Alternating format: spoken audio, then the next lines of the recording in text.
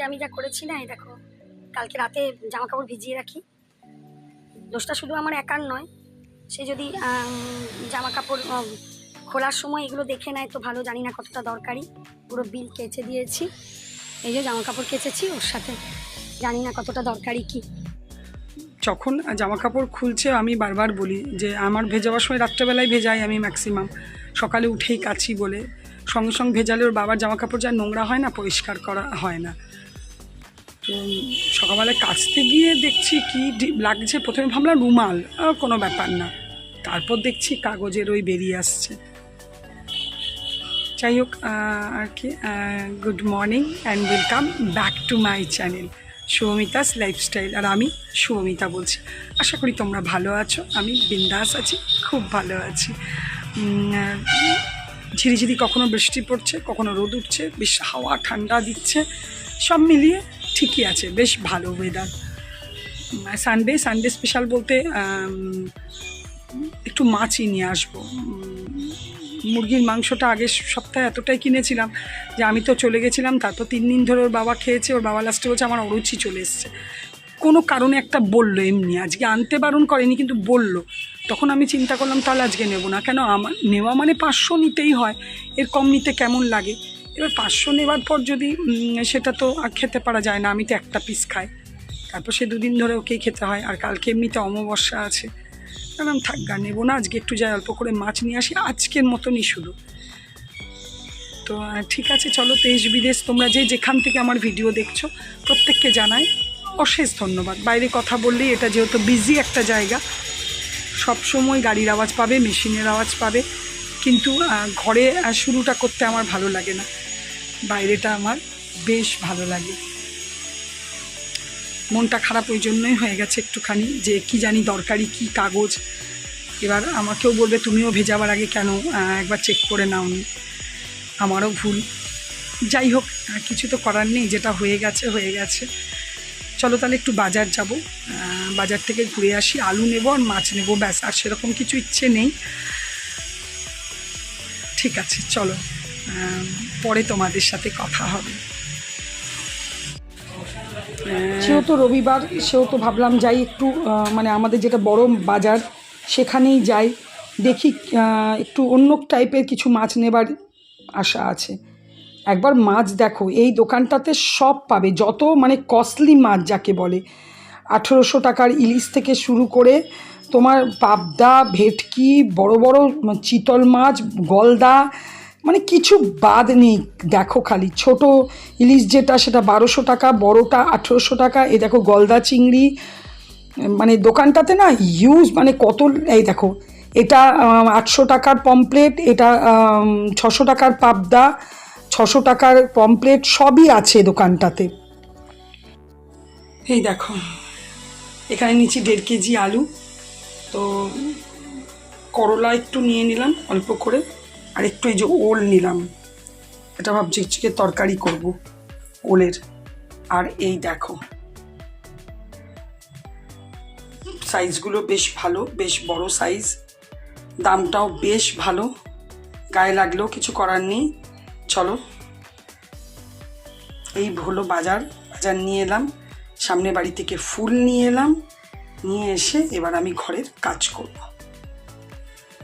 চান পুজো সব কমপ্লিট হয়ে গেল। তোমাদের দাদা এসছে মানে একটা কাগজ নিতে এসেছিলো, আমি বললাম না একটু বসো, একটু পাউরুটি সেঁকে দিই, তো বললো একটা পিস দেবে। আর আমার পাউরুটিটা যেটা নিয়েছি সেটা বড় সাইজের, সেই মোটা মোটা পিস যেগুলো সেগুলো, ঠিক আছে একটাই দেবো। তো ঠিক আছে দিই করে। আর কি রোদ, আবার ঝিরঝির করে রোদের সাথে সাথে বৃষ্টিও পড়ছে জান। ঠিক আছে চলো, সব একদম হাওয়াতে উঠছে জামা কাপড়, বাইরেটাই বেশ ভালো লাগছে না। রান্নার দিকের অনেক কাজ আছে, অনেক অনেক, মানে রোজ বলি আজকে রান্নার ঝামেলা নেই, আজকে একটু তো আছেই, সানডে থোড়া তো বানতা হ্যাঁ। চলো তাহলে আমার সাথে থাকো, আমি কি করছি দেখতে থাকো। দেখো আজকে আমার লাড্ডু সোনা একটা নতুন জামা পরেছে, আমারই মনে হলো রোজই একই জামা পরে, আজকে একটু অন্য জামা পরাই। চলো, আমার পুজো হয়ে গেল। তোমাদের দাদা এসছে কি একটা কাগজ নিতে, তো খাবে না, বললো না না খাবো না কিছু। আমি জোর করে বললাম না এটা খেয়ে যাও, আর আমিও খাবো এই একটা কলার পাউরুটি। তো ঠিক আছে চলো দিয়ে দিই, তারপরে কাজ শুরু করব। আজকে তো বললামই ওলের তরকারি করব, তো হাফ ওলটা কেটে নিয়ে এই দেখো একটা তাওয়াতে নেড়ে নিয়েছি। আমরা এই রসটাকে নেড়ে মেরে দিই, মানে টাটকা করলে, আর যদি একটু থেকে যায় 2-3 দিন তাহলে ঠিক আছে, নাহলে এটা একদম টাটকা তো, ওই জন্য একটুখানি শুকনো খোলায় নেড়ে নিই। এখানে আলু, পেঁয়াজ, টমেটো নিয়ে নিয়েছি, আর এখানে এই যে আদা রসুনের পেস্ট আছে, এটাকে একটু ওই মাখা মাখা একটু গামাখা একটা তরকারি করব। আর এখানে দেখো সর্ষে আর পোস্ত নিয়ে নিয়েছি, এটা পমফ্রেট মাছটা সর্ষে পোস্ত দিয়ে করব। পেঁয়াজ টমেটো ওটার মধ্যেও দেবো, ভালো লাগে অল্প করে দিলে। গোটা জিরে আর তেজপাতা ফোড়ন দিয়েছি, আলুটা একটু ভালো করে ভেজে নেব।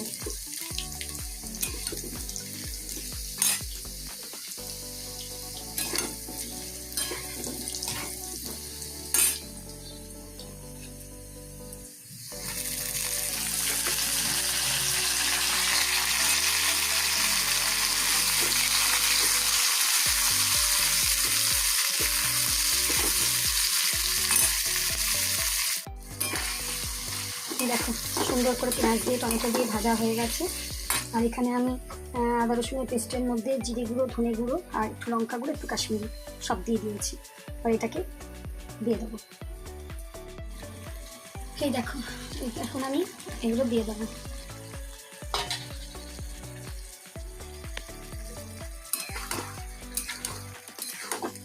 এগুলো কুকারে দেবো, কুকারে না দিলে ওলটা সেদ্ধ হবে না। এই দেখো কি সুন্দর কষা হয়ে গেছে। এবার আমি এটা একটা সিটি দিয়ে দেবো। এমনিতে ওলটা খুব ভালো, মনে হচ্ছে কড়াইয়ে হয়ে যাবে, দেখা যাক। ঠিক আছে চলো একটু জল দিয়ে দিই, উষ্ণ গরম জল। ব্যাস তরকারিটা আমার রেডি হয়ে গেছে, কড়াইটা ধুয়ে আবার বসিয়ে নিয়েছি। এবার আমি বানাবো পমফ্রেট মাছটা। আগে মাছটা হালকা করে 2 পিঠ একটু ভেজে নেব। এই দেখো মাছটা ভাজা হয়ে গেছে, আর সর্ষে পোস্ত দিয়ে করব। তো এটা পেঁয়াজ ছাড়াও করা যায়, কিন্তু আমি একটু পেঁয়াজ টমেটো দিয়ে করব, ভালো লাগে।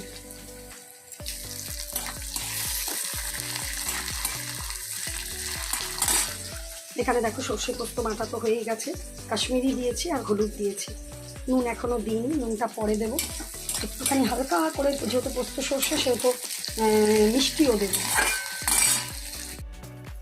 এখানে দেখো খুব সুন্দর করে পেঁয়াজ টমেটোটা ভেজে নিয়েছি, নরম হয়ে গেছে। এবার আমি এর মধ্যে দিয়ে দেবো সর্ষে পোস্তটা। ওর মধ্যে আমি একটু হলুদ আর কাশ্মীরি মিক্স দিয়েছি। দেওয়ার পরে একটু এরকম করে নেড়ে যেতে হবে সিম করে, না হলে না অনেক সময় আছে সর্ষে বা পোস্ত গরম ইয়েতে দিলে কিন্তু ফেটে যায়। এই দেখো আমার খুব সুন্দর করে হয়ে গেছে। এবার আমি মাছগুলো দিয়ে দেবো, নুন দিয়েছি, পরে আমি একটুখানি কিন্তু হালকা করে মিষ্টিও দেবো। এই দেখো দেখতে দারুণ হয়েছে। একটু হালকা করে একটু অল্প মিষ্টি দিয়ে দিয়েছি, আর 2টো কাঁচা লঙ্কা দিয়ে দিয়েছি। ব্যাস এবার আমি নামিয়ে দেবো। একটু কারি কারি রাখবো, একদম মাখা মাখা করবো না, তাহলে সর্ষে পোস্তটা মেখে খাওয়া যাবে। চলো এবার সার্ভ করে দেবো। এইভাবে অনেকেই বানাও, কিন্তু পেঁয়াজটা অনেকেই দাও না, শুধু সর্ষে পোস্ত দিয়ে করো, সেটাও খুব ভালো হয়। আমি একটুখানি পেঁয়াজ দিই গ্রেভিটা বাড়াবার জন্য। মানে এভাবে একবার বানিয়ে দেখো তোমরা, জাস্ট অসাধারণ লাগবে। এটা একটা, আর আজকে এটা একটা, দুটোই আজকে দেখতে দারুণ হয়েছে, খেতেও টেস্ট করে অল্প অল্প দেখে নিয়েছি। ওলের ডালনা, মানে ওল আলু দিয়ে, ডালনা ঠিক না, ওল আলু দিয়ে কালিয়া টাইপের তরকারি। জাস্ট 2টো রান্না আমার কমপ্লিট হয়ে গেছে। ফ্রিজের ডাল আছে, আর আমি কিছু করব না। এই দেখো ফ্রিজে একটু ডাল ছিল, আর এই তো দেখছোই যা রান্না করেছি। মাছটা বুঝতে পারছি না, আমি মনে হচ্ছে এই এত বড় গোটা মাছটা খেতে পারবো না, ভেবেছিলাম হাফ হাফ কেটে রান্না করব, তাহলে সুবিধা হতো। যাই হোক দেখা যাক, রাতে খাবো না হলে হাফ। তো আরেকটা কিছু করতাম, প্রথম ভাতে উচ্ছে এনেছিলাম, অনেক কিছু আরও ফ্রিজে আছে, কিন্তু আমার গ্যাসের অবস্থা খুব খারাপ জানো তো। কারণ অবস্থা খারাপ মানে গ্যাস প্রায় শেষ হবার মতনই। আর নতুন সিলিন্ডার আমার দাদার কোয়ার্টারে আসে, চলেও এসেছে, কিন্তু আমার এই অবধি আনা হয়নি। তোমার দাদা সময় পায়নি, সেই জন্য একটু ভয়ে ভয়ে রান্না করছি। গুড ইভিনিং, শুভ সন্ধ্যা বন্ধুরা।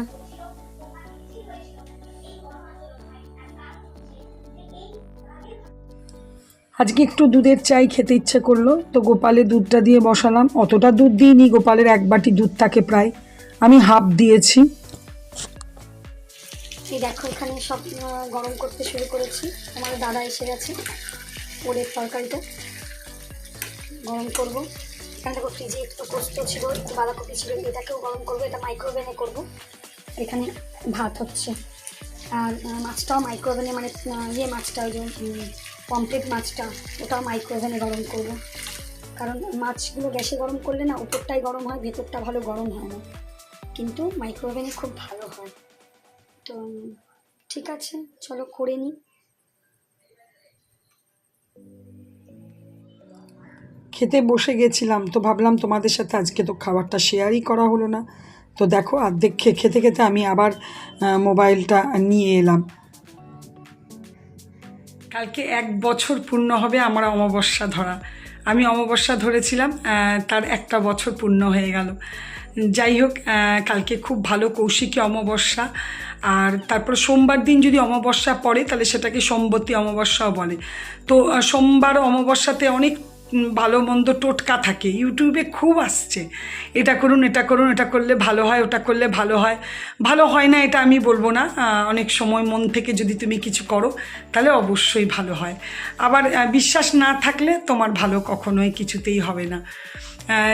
আমিও 2-1টা জিনিস জেনেছি, দেখা যাক করতে পারি কি না, করলে তোমাদেরকে অবশ্যই শেয়ার করব। চলো তাহলে আজকে ভিডিওটা, অনেক রাতও হলো, আজকের ভিডিওটা এখানেই শেষ করব। যদি কিছু ভালো লেগে থাকে তাহলে প্লিজ লাইক কমেন্ট করো। আর যারা প্রথম আমার চ্যানেলটা ভিজিট করছো, যদি ভালো লেগে থাকে আর যদি সাবস্ক্রাইব না করে থাকো তাহলে অবশ্যই সাবস্ক্রাইব করো, আর অল বাটনটা অবশ্যই প্রেস করে যাবে, তাহলে আমার সব নোটিফিকেশান তোমরা পাবে।